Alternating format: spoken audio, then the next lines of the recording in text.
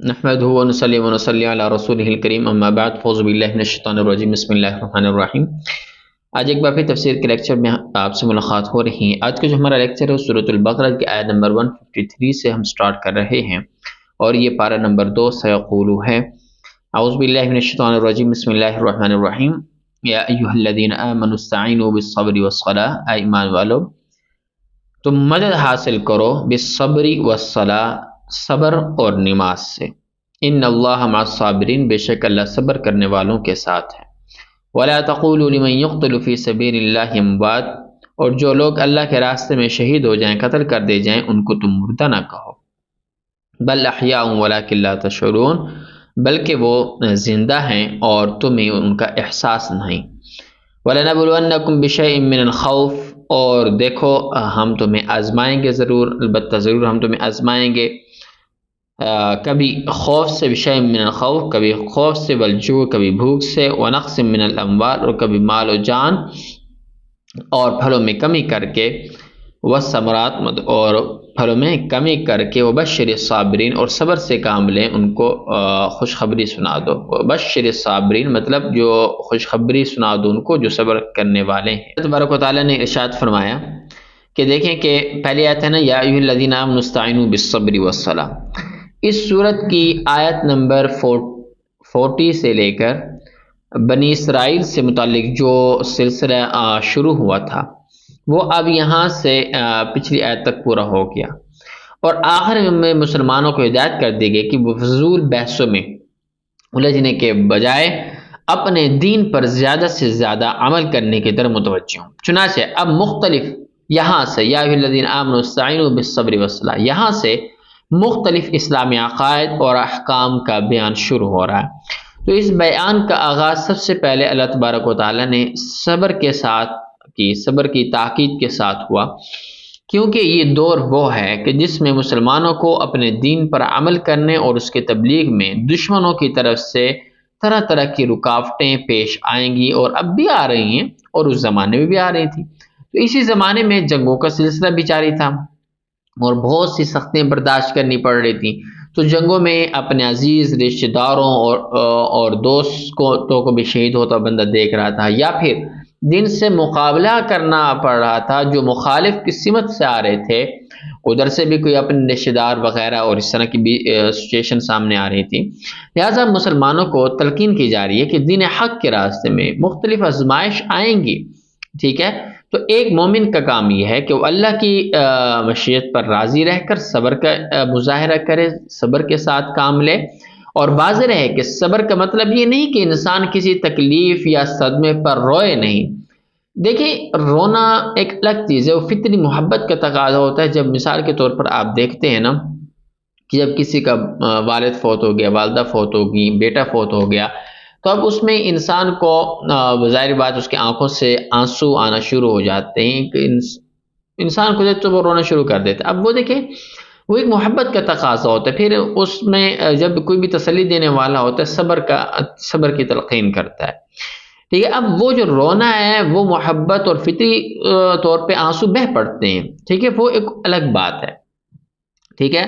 لیکن صدمے کی بابت اس وجہ سے رنج کرنا انسان کی فطر میں تو داخل ہے، تو اس پر تو شریعت نے کوئی بند نہیں لگے۔ جو رونا بے اختیار آ جاتا ہے وہ بھی بے صبری میں داخل ہے۔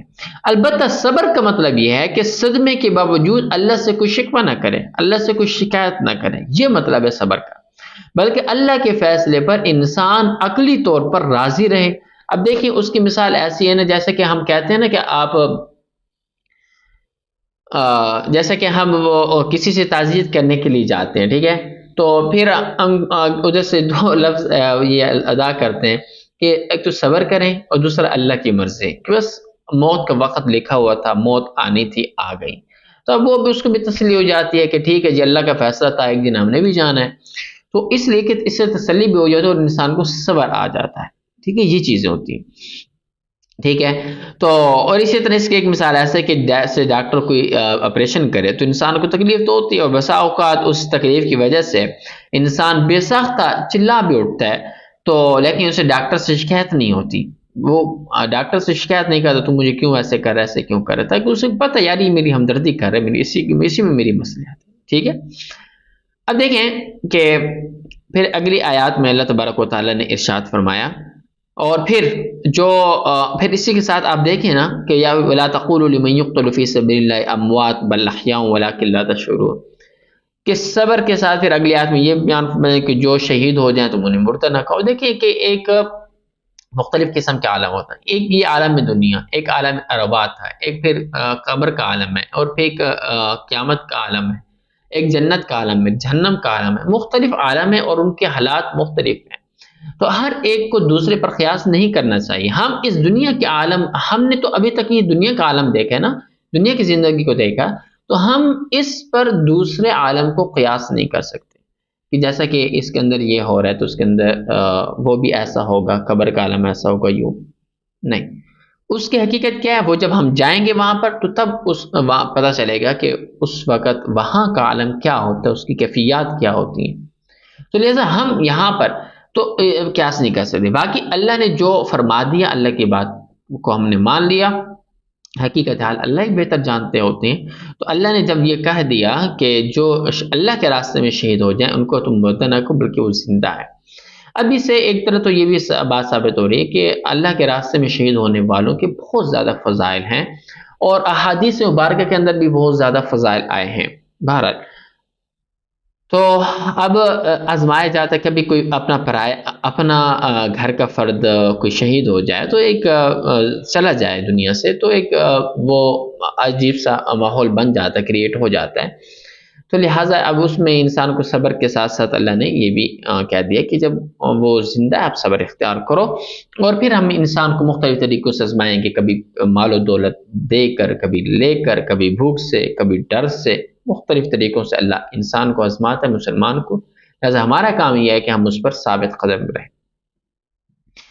اگلی آیت میں اللہ تبارک و تعالیٰ نے ارشاد فرمایا الذین اذا اصابتهم مصیبۃ قالوا انا للہ وانا الیہ راجعون، یہ وہ لوگ ہیں جب ان کو کوئی مصیبت پہنچتی ہے تو قالوا، تو کہتے ہیں انا للہ وانا الیہ راجعون، ہم سب اللہ ہی کے ہیں اور ہم کو اللہ ہی کی طرف لوٹ کر جانا ہے۔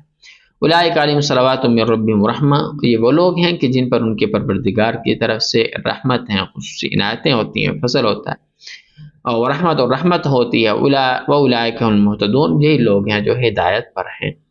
اب دیکھیں گے یہاں پر اس فکرے میں پہلے تو اس حقیقت کا بھی اظہار کر دیا کہ چونکہ ہم سب اللہ کی ملکیت میں ہیں تو اس لیے اسے ہمارے بارے میں ہر فیصلہ کرنے کے اختیار ہے، اور چونکہ ہم اس کے ہیں اور کوئی بھی اپنی چیز کا برا نہیں چاہتا، تو اس لیے ہمارے بارے میں اس کا ہر فیصلہ خود ہماری مصلحت میں ہوگا، چاہے فی الحال ہمیں وہ مصلحت سمجھ میں آ رہی ہو، ٹھیک ہے۔ اور دوسری طرف اس حقیقت کا اظہار ہے کہ ایک دن ہمیں بھی اللہ کے پاس کسی جگہ جانا ہے جہاں ہمارا کوئی عزیز دوست گیا، لہٰذا یہ جدائی عارضی ہے، ہمیشہ کے لیے نہیں ہے، اور جب ہم اس کے پاس لوٹ کر جائیں گے تو ہمیں صدمہ تکلیف پر انشاءاللہ ثواب بھی ملنا ہے۔ تو جب یہ اعتقاد دل میں ہو تو اسی کا نام صبر ہے۔ تو خواہ اس کے ساتھ ساتھ بے اختیار آنسو بھی نہیں کر رہے ہوں، لیکن جب یہ اعتقاد ہو اس طریقے سے، جب ہماری وہ ہو، تو پھر اللہ تبارک و تعالیٰ اس پر صبر بھی، اجر و ثواب بھی عنایت فرماتے ہیں۔ اور دیکھیں کہ یہ کتنی بڑی چیز ہے انسان کی تسلی کے لیے، کتنا بڑا جملہ انا للہ و انا الیہ راجعون، کتنا بڑا جملہ ہے انسان کی تسلی کے لیے، انسان کو صبر آنے کے لیے۔ دیکھیں ہم جب بھی کوئی اس طرح کی بات خبر سنتے کہ فلاں شخص فوت ہو گیا تو ہماری فوراً زبان سے بے اختیار نکلتا ہے انا للہ و انا الیہ راجعون، یہ اللہ کی طرف سے اور ہم نے بھی اسی کی طرف لوٹ کر جانا۔ تو لہٰذا یہ اسلام ہی ایسا مذہب ہے کہ جو انسان کو، مسلمان کو ایک تسلی بھی دیتا ہے، اور کتنا اس کو ایک کیئرنگ مذہب ہے، اور یہ کسی اور مذہب کے اندر ایسی بات نہیں ہے۔ انشاءاللہ مزید آپ آگے نیکسٹ ویڈیو میں آپ سے ملاقات۔ السلام علیکم۔